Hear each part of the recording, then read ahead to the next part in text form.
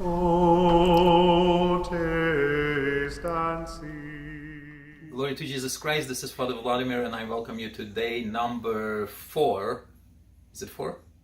Yeah, day number 4 are our sourdough starter making.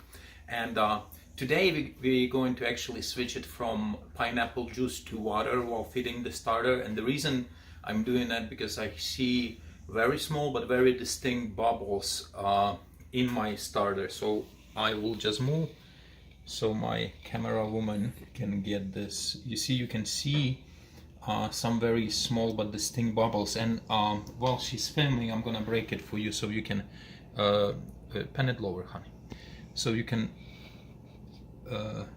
break them and see that this is bubbles indeed. So anyway, even if you don't see it, just believe me that these are the bubbles. And the smell didn't change that much, but I know that these small bubbles is an indication that something is happening. So today I am adding another tablespoon of whole wheat flour, and because of those bubbles that I saw, instead of pineapple juice, I'm just gonna add plain water. I'll add it just tiny bit more than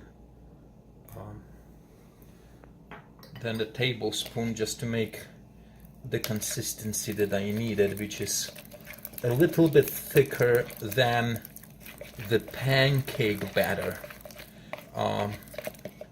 That's not thick enough, so I'm gonna add a little bit more.